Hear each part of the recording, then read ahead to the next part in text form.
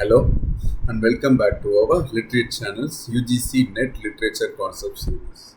I'm Kanan Prasad and today we are exploring another essential concept in dramatic terms that has appeared in previous UGC NET examinations. Today's concept is voice in drama. This concept is frequently tested in UGC NET examinations and falls under our dramatic terms cluster. Let's examine voice in drama. The term derives from the Latin vitium, meaning fault or defect, referring to moral failings or wickedness. The wise character flourished primarily in the late medieval and Tudor periods, that is 15th to 16th centuries, evolving from allegorical representations in morality plays to more complex dramatic figures in the transitional period leading to Elizabethan drama. The wise, as a distinct dramatic character, emerged in the late 15th century within English morality plays. While earlier plays featured various vices as personified sins, the consolidated character of the wise appears fully developed in Tudor interludes like John Heywood's The Play of the Weather and Lusty Juventus.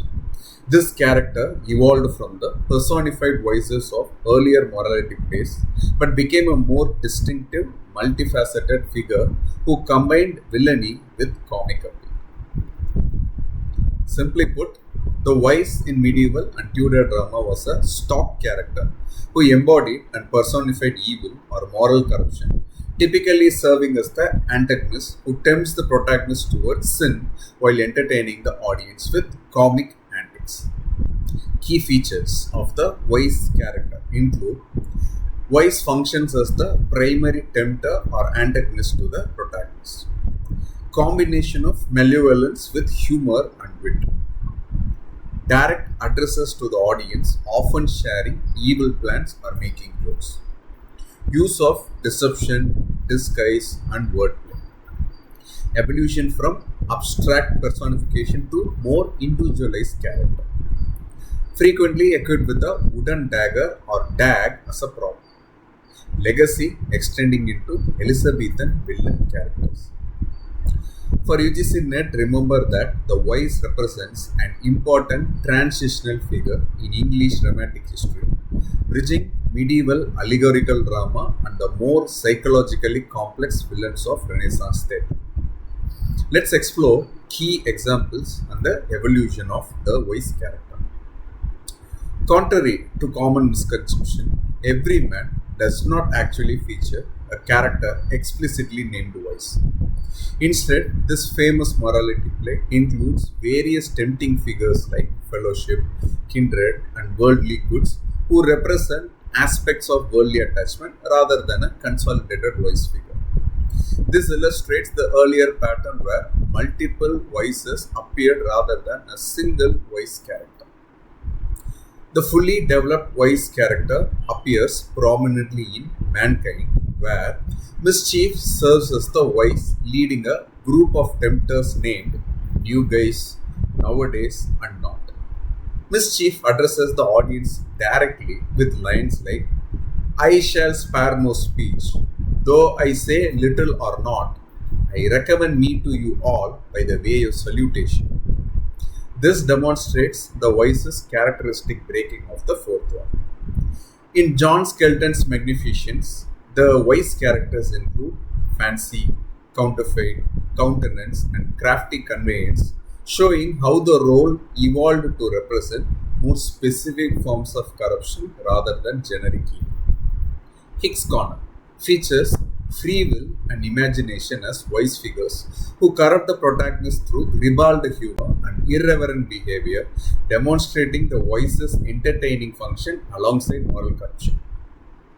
By the Tudor interludes, the wise had evolved into a theatrical tour de force. In Nice Wanton, the wise Iniquity declares, "My name is Iniquity, full of naughtiness, the flower of vice. Fain would I speak with Delilah and Ismail." This shows the wise's self-aware wickedness and theatrical flair.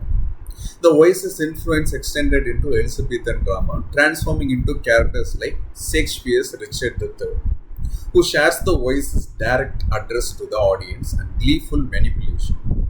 Shakespeare explicitly acknowledges this connection when Richard III says, "Thus, like the formal wise iniquity, I moralize two meanings in one word." Similarly, Iago in Othello and Edmund in King Lear demonstrate the wise's evolution into psychologically complex villains while retaining the manipulative function and audience connection. Now let's test your understanding with a quick quiz. Which of the following best characterizes the wise figure in medieval and Tudor drama? Option A, a solemn, tragic figure who represents divine judgment and punishment. Option B, a comic villain who tempts the protagonist towards sin while entertaining the audience. Take a moment to think about it. You may pause the video if you want, and the answer is B.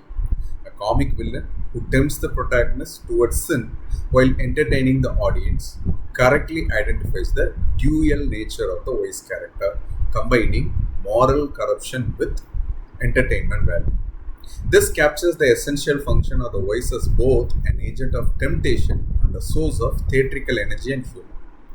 Option A describes a character more like the figure of death or justice in morality plays, lacking the distinctive comic and meta-theatrical qualities that define the voice.